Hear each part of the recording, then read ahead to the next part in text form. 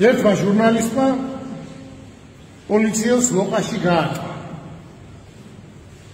ჟურნალისტი დაიჭირეს და საჯელს დასაჯეს და კიდევ უნდა მიუსაჯო. ამბობენ, რომ ამან დაარღვია პოლიციელს შეურაცხყოფა მიაყენა.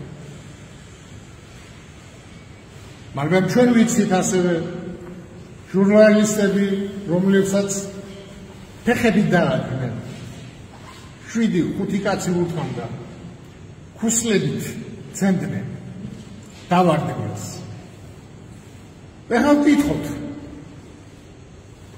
რომელია უფრო დამნაშავე? კითხვა დავსვათ, რომელია დამნაშავე?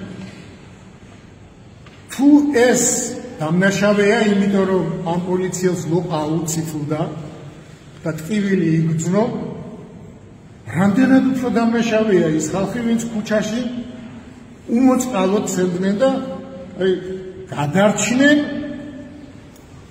ღვთის ნებით, ღვთის წყალობით, ღვთის შეწევით, თორემ მათი ხელიდან რომ მკვდარი იყო. ხო გინახიათ? დასვით კითხვა.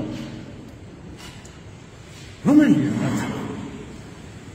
ამას ციხე ეკუთვნის და იმათ თავისუფლება? სად არიან ისინი? რატო არ არიან დაჭერილი?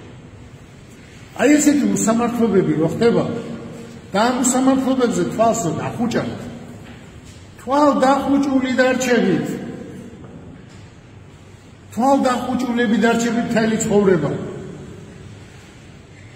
ძალიან საინტერესო სიტყვები წერია ბალამი ესეთი მოგვი იყო, მოგვი. და მასზე წერია ესეთი რაღაცა. ეს იყო კაციო, რომელიც ეცემოდაო, მაგრამ თვალები ღია რჩებოდაო. ესმით რას ნიშნავს? აი როცა სულ რაღაცას ჩაიგებთ, მაშინაც თვალი არ უნდა დაგეხუჭოს.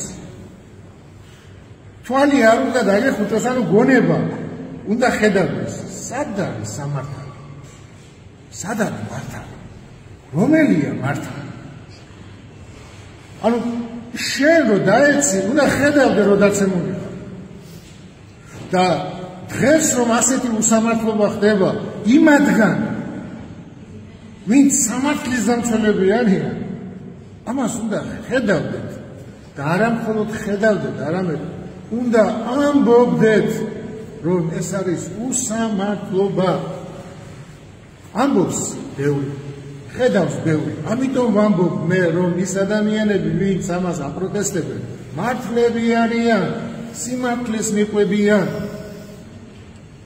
ხოლო ვინც დუმს, მასთან არ მოვა ჭეშმარიტება შემდეგში.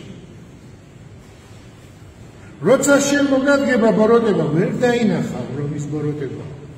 იმიტომ რომ ერთხელ მიიღე.